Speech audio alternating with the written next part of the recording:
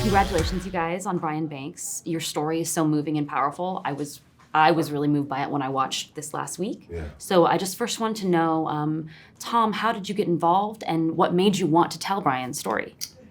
I got involved because the script came my way, and it was a script that in some ways I had been living because I worked in an underserved neighborhood, people of color, and these kids were going through a very similar situation. I was teaching at a historical black college, and they had lived a version of Brian's experience, and I loved them, and it broke my heart. And then I fell in love with him when I met him, and his story is powerful. It's emblematic of other people's stories, and it's going to help set some of those people free. Mm. And it seemed like you were really involved in the process of making that film. So Yeah. what was it like for you to be able to really tell your truth on such a large scale? It's an honor. It really is to get this recognition that our other exonerees and people who've been through this, they don't get. So to be in this position to be a representation of an experience that so many have been through, it comes with a lot of responsibility and a lot of honor and respect. I'm really happy to be in this place to share our experiences.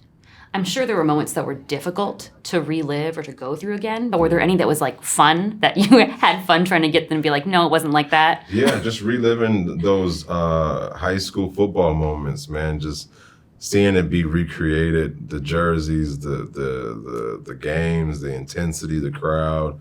That's how I left, the free world. I left at that moment when those things were happening. So to see it, even when we filmed it, just being on the field and just kind of being in those lights, those Friday night lights again, it was really special.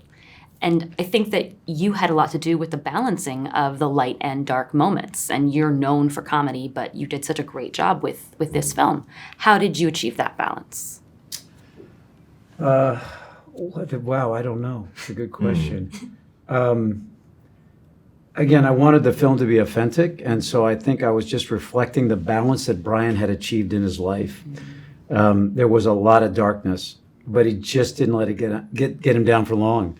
So when you see darkness in the film, he stands up after that darkness. He has his moment, takes it in, feels something, and then he spins it into something.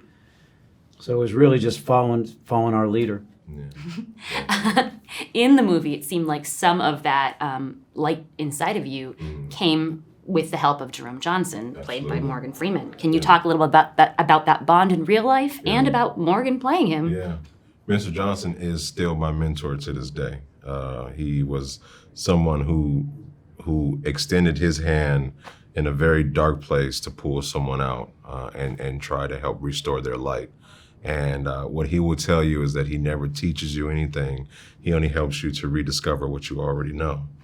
And so just being in his presence, that journey of rediscovery and self-enlightenment, and being challenged in ways I had never been challenged before, mentally and emotionally, at such a point, such a crazy time in my life. I'm so thankful that he was there and that I had an opportunity to cross his path.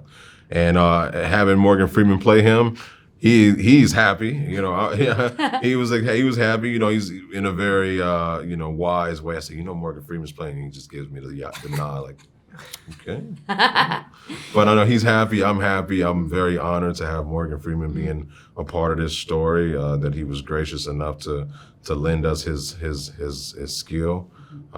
He really embodied Mr. Johnson. He did a great job.